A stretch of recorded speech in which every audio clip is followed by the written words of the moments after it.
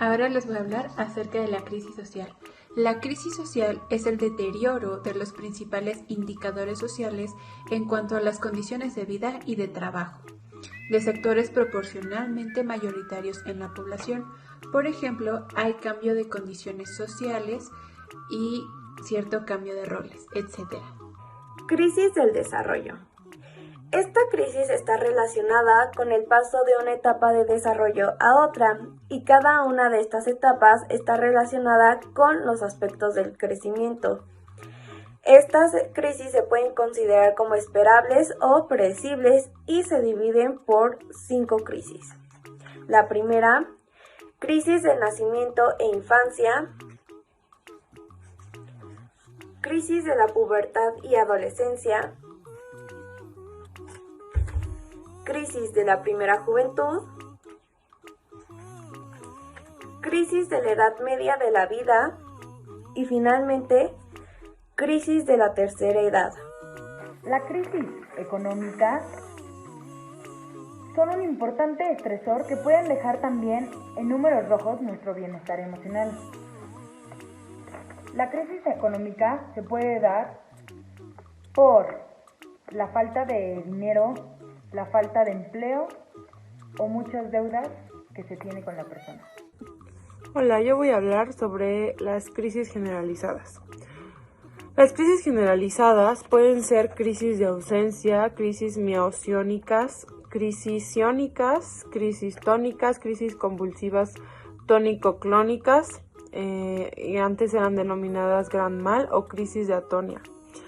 Las crisis generalizadas ocurren dentro de varios síndromes convulsivos, incluidos la epilepsia miosiónica, las convulsiones neonatales familiares, la epilepsia de ausencias de la infancia, la epilepsia de ausencias, los espasmos infantiles, que es el síndrome de West, la epilepsia miosiónica juvenil y el síndrome de Lennox.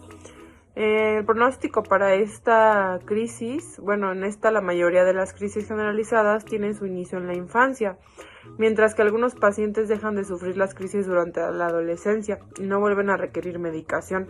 En otros, la condición permanece de por vida, requiriendo medicación permanente y monitoreo durante toda la vida. Ahora yo les voy a presentar acerca de la crisis sanitaria. La crisis sanitaria es una situación grave o repentina, originada en un factor de riesgo sanitario común que provoca la enfermedad en un número alto de individuos en una población.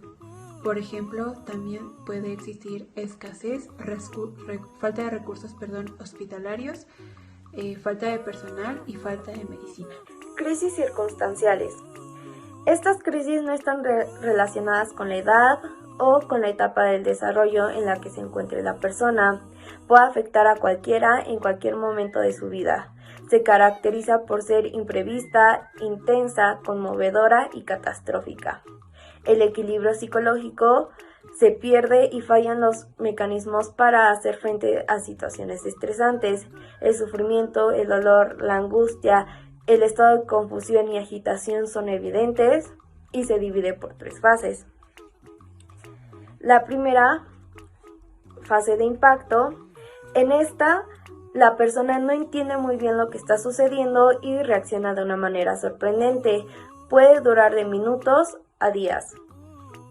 En la segunda fase de reacción, se empieza a comprender lo sucedido y se puede reaccionar y hacer frente a ello.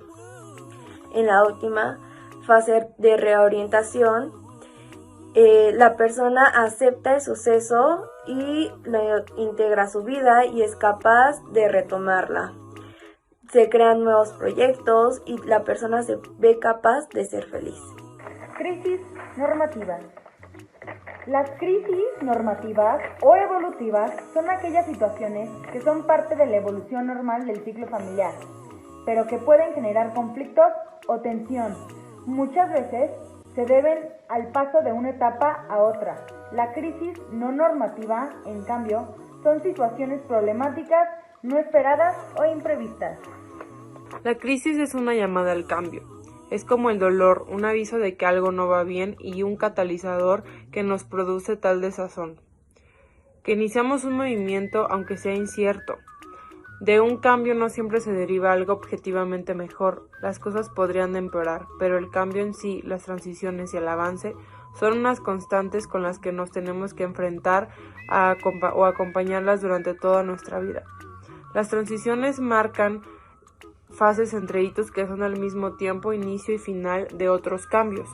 A través de este encadenamiento vamos avanzando, pues el cambio y el movimiento son leyes a las que no nos tendríamos que sustraer.